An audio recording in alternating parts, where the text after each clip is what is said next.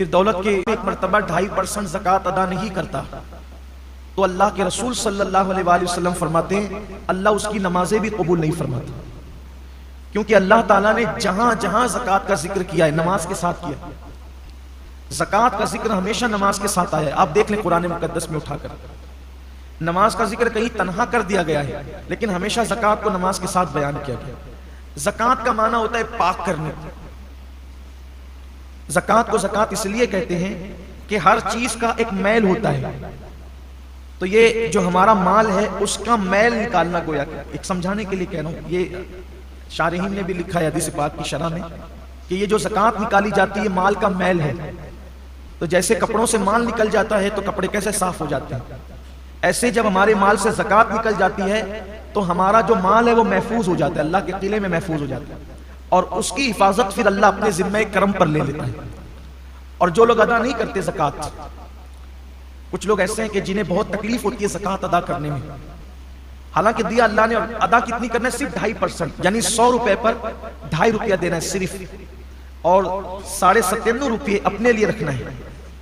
اب دیکھیں 97.5 کتنے ہوتے ہیں، اور صرف 2.5%، اور یہ فرض ہے۔ سیدنا صدیق اکبر نے ان کے ساتھ جنگ کی تھی جن لوگوں نے اللہ کے رسول علیہ السلام کے وصال کے بعد زکوٰۃ ادا کرنے سے انکار کیا تھا۔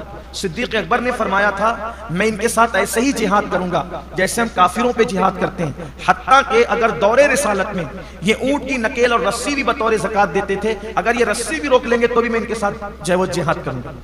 اور آپ نے کیا، معاملہ ایک رسی کا نہیں تھا، معاملہ پیسوں کا نہیں تھا، معاملہ زکوٰۃ کی فرضیت کا تھا، اور زکوٰۃ کی فرضیت اسلام کے وہ 5 بنیادی ستونوں میں سے ایک ہے جس کا ذکر اللہ کے رسول علیہ السلام نے فرمایا کہ اسلام کی بنیاد 5 چیزوں پر ہے، ایمان، نماز، روزہ، حج اور زکوٰۃ۔ یہ 5 ستون ہیں اسلام کے مضبوط۔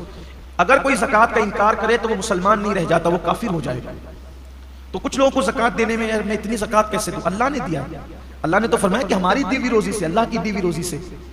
ایک حدیث پاک میں اللہ کے حبیب علیہ السلام کا فرمان ہے قیامت کے دن لوگ دیکھیں گے کہ بہت بڑا اژدہا ہے جس کی آنکھوں سے آگ نکل رہی ہے اور جس کے دانت لوہے کے ہیں، لوہے کے دانت ہیں اس کے، اور آگ اس کی آنکھوں سے نکل رہی ہے۔ وہ ڈھونڈے گا تو دیکھے گا کہ ایک بندہ جو زکوٰۃ نہیں دیتا تھا وہ اس سے مخاطب ہو کے کہے گا تیرا دایاں ہاتھ میری طرف کر تاکہ میں تیرا ہاتھ کھا جاؤں۔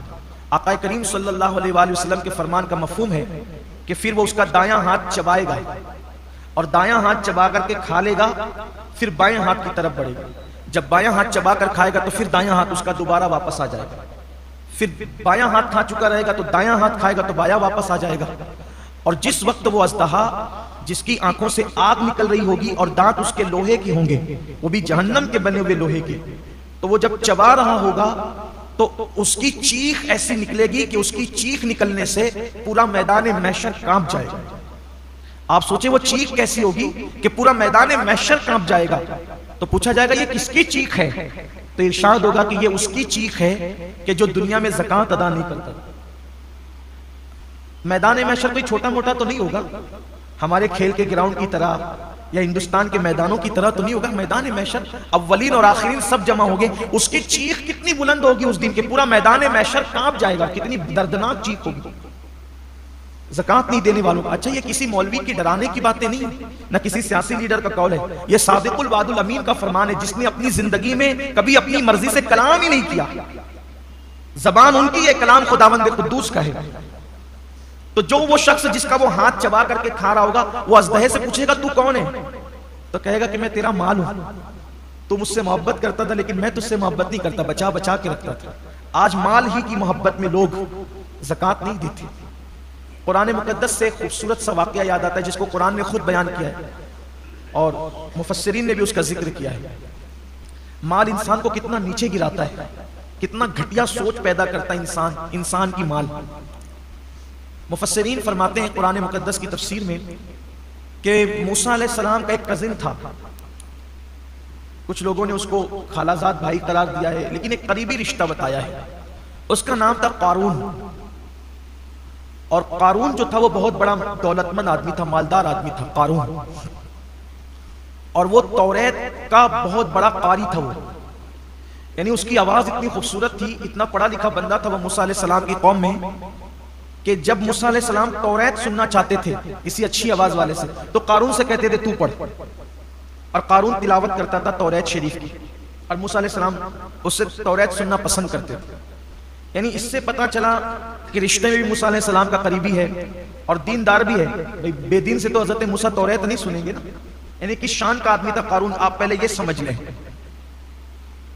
لیکن اللہ نے اس کو بہت دولت دی تھی، مال اس کے پاس اتنا تھا، دولت اس کے پاس اتنی تھی کہ اس کی تجوریوں کی چابیاں کئی جانوروں پہ لاد کر لائی اور لے جائی جاتی تھی. اس سے اندازہ ہوتا ہے کہ جس کے پاس چابیاں اتنی ہوگی تو تجوریاں کتنی ہوگی، اور جب تجوریاں اتنی ہیں تو مال کتنا ہوگا. اس دور میں بہت مال ہوگا اس کے پاس. قرآن نے بیان کیا کہ وہ بہت مالدار تھا. اب اللہ کا حکم آیا موسیٰ علیہ السلام پر کہ آپ اپنی قوم سے کہے کہ وہ زکوٰۃ ادا کریں. زکوٰۃ دینا ہے 2.5% مال سے. تو موسیٰ علیہ السلام نے اپنی قوم سے کہا کہ بھائی اب اللہ کا یہ قانون آیا ہے کہ جو مالدار لوگ ہیں وہ اپنے مال سے غریب لوگوں کو 2.5% زکوٰۃ نکالیں گے. تو چھوٹے موٹے مالدار لوگ تھے، انہیں تو کوئی پرابلم ہی نہیں تھا، انہوں نے تو دینا ہی تھا. سب سے بڑا جو مالدار تھا وہ قارون تھا. قارون نے کہا کہ میں کل سوچ کے بتاتا ہوں. یہ سوچ کے بتانا یہ شیطانی چکر. مسلمان کی ذمہ داری ہے، اللہ کے اور اس کے رسول کا فرمان آ گیا، کوئی سوچ نہیں، کوئی فکر نہیں، کچھ نہیں. حکم آیا سر تسلیم خم، ورنہ انجام برا ہے. تو کہا میں سوچ کے بتاتا ہوں. پھر وہ گیا گھر، سوچنے لگا اتنی دولت، اس کا 2.5% کتنا ہوگا. جیسے آج کروڑ پتی لوگ کہتے ہیں نا لاکھوں نکل جائے گا میرا لاکھوں. ارے کروڑوں تو دیا اللہ نے ہے نا، لاکھوں نکلا تو تمہیں دیا کیا. اور اس پہ وعدہ بھی ہے، ایک دے گا تو میں کم سے کم 10 دوں گا، کم سے کم 70 دوں گا، 700 دوں گا، اور اگر نیت میں اور خلوص ہے تو میں تجھے بے حساب عطا کروں گا. ملنا ہے وہ دنیا میں ہی واپس، دنیا میں پہلے ملے گا، آخرت میں تو ملنا ہی ملنا ہے. شیطان کے مکر و فریب میں مت پڑو. قرآن میں اللہ فرماتا ہے شیطان تمہیں غربت کا خوف دلاتا ہے. اللہ کی راہ میں خرچ کرتے ہو نا تو تمہیں کیا رہ جائے گا تیرے پاس. ارے کیا رہ جائے گا، کیا اس کا کرم ہوگا تو جس نے اتنا دیا ہے جب اس کی راہ میں دو گے تو وہ اور عطا کرے گا. میں نے ایک بہت بڑے بزرگ کو یہ بات کہتے ہوئے سنا ہے کہ دینے والا کبھی غریب نہیں ہوتا، بس اچھی نیت سے وہ اللہ کی راہ میں دینا شروع کرے، کبھی غربت اس کے پاس نہیں آئے گی. فرعون پر اللہ نے عذاب نازل نہیں کیا اس وقت تک جب تک فرعون بھوکوں کو کھانا کھلاتا رہا. سامری جس نے بچڑا بنایا تھا، پیتل کا بچڑا، اور جس نے شرک کو گویا کہ عام کرنے میں بنی اسرائیل کی مدد کی تھی، پوری قوم پہ عذاب آیا، سامری پر نہیں آیا. حضرت موسیٰ علیہ السلام نے کہا اللہ یہ تو بڑا منافق ہے، بچڑا تو اسی نے بنایا تھا، یہ نہ بناتا تو لوگ اس کی پوجا کیوں کرتے. اللہ نے فرمایا ہم جانتے ہیں کہ بڑا مجرم یہ ہے، لیکن اس کی خصوصیت ہے یہ غریبوں پہ خرچ کرتا ہے، غریبوں پہ خرچ کرتا ہے، اس لیے کافر ہونے کے باوجود بھی ہم نے اس کا عذاب مؤخر کر دیا. عذاب تو دیں گے لیکن جلدی نہیں دیں گے کیونکہ لوگوں پہ خرچہ کرتا ہے.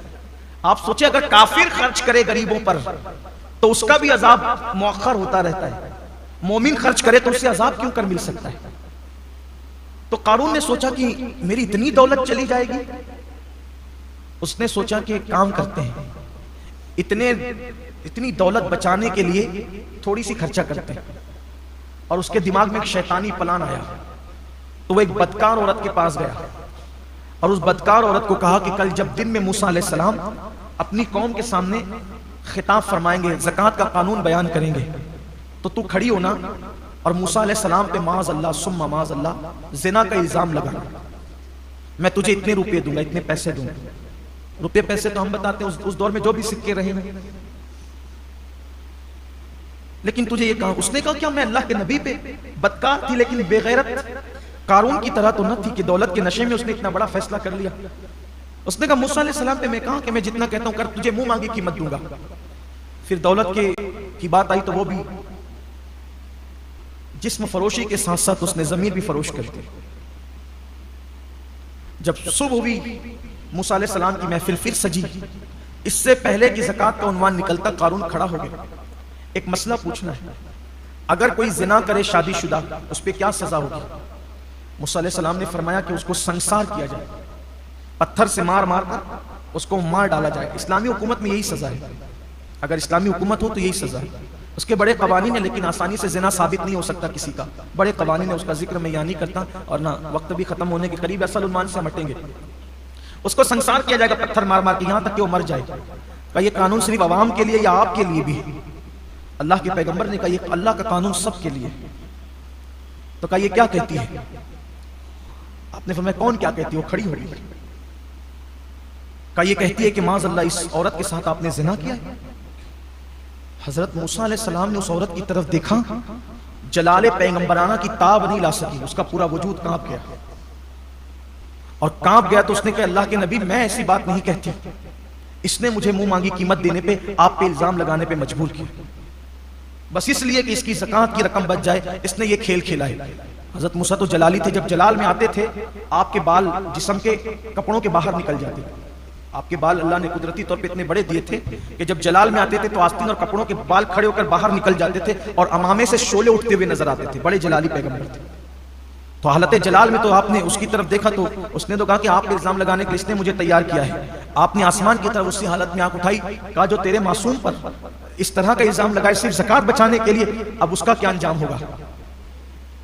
عذرائے ادب کوئی سزا تجویز نہیں کی، اللہ سے کہا اب اس کا کیا انجام ہوگا؟ اللہ نے کہا یہ تیرا مجرم ہے، تو خود سزا مقرر کرے گا کہ انجام کیا ہوگا۔ حضرت موسیٰ علیہ السلام نے کہا یہ زمین دھسا اس کو اپنے اندر، زمین اس کو اپنے اندر دھسا لے۔ جب وہ کمر تک دھسا تو کتنا بدماش تھا، دھستے دھستے کا موسیٰ میری دولت پر قبضہ کرنے کا اچھا طریقہ نکالا ہے کہ مجھے زمین میں دھسا دو اور پھر میری دولت پہ قبضہ کر لو۔ اللہ کے پیغمبر نے کہا زمین رک جا، اور پھر حکم دیا کہ اس کی دولت کو اس کے سر پہ رکھ دیا جائے، یعنی اب عذاب اور بڑھ جائے۔ فرشتوں نے اس کی جتنی تجوریاں، اس کی جتنی دولت تھی سب اس کے سر پہ رکھ دی۔ ابھی تو ایسے ہی دھس رہا تھا بغیر وزن کے، نبی سے منہ چلانے کی سزا یہ ملی کہ اس کی ساری دولت اس کے سر پہ رکھ دی گئی اور اسی حالت میں وہ دھس رہا۔ اللہ کے رسول علیہ السلام نے جب اپنے دور میں بیان فرمایا تو فرمایا کہ ابھی بھی وہ زمین میں دھس رہا ہے، اور بعض بزرگوں نے فرمایا کہ رسول اللہ نے فرمایا ابھی بھی دھس رہا ہے تو ابھی بھی دھس رہا ہے۔ زکوٰۃ نہ دینے کا انجام، اور زکوٰۃ نہ دینے کی بنیاد پہ مال کی محبت نے اس کو پہنچایا کس منزل پر؟ آج ہمارے یہاں بھی یہی ہو رہا ہے، لوگ زکوٰۃ نہیں دے رہے۔ حدیث پاک میں آیا اللہ کے رسول علیہ السلام فرماتے ہیں کہ جب لوگ زکوٰۃ کو تاوان سمجھنے لگے، بادشاہ کیا جو ٹیکس دیتے ہیں تو وہ ٹیکس دینا لوگوں کو برا لگتا ہے، اچھا نہیں لگتا۔ حکومتوں کو ٹیکس دینا لوگ خوشی سے، کوئی نہیں دیتا خوشی سے اس کو، تو آقا علیہ السلام فرماتے ہیں جب زکوٰۃ کو لوگ تاوان سمجھیں گے، تاوان، اس وقت میری امت پر مصیبتیں ایسے برسے گی جیسے کالی رات میں جب بادل امٹ آتے ہیں تو کیسے چھما چھم بارش برستی ہے زوردار، ویسے میری امت پر مصیبتیں آئے گی، یعنی بارش کے قطرے نہیں مسلسل ٹپکتے رہتے ہیں ایک کے بعد ایک کے بعد ایک کے بعد، تو ایک مصیبت ختم نہیں ہوگی تو دوسری، دوسری نہیں تو تیسری، تیسری نہیں تو چوتھی۔ دیکھ لیجئے 4 مہینے کاروبار بند کر سکتے ہیں لیکن 2.5% زکوٰۃ نہیں نکال سکتے۔ لاکھوں لاکھ روپیہ لوگ لے کر کے بھاگ جائیں، زکوٰۃ نہیں نکالیں گے، خوش دلی سے نہیں نکالیں گے۔ زکوٰۃ نکالنے کی برکت کیا ہے؟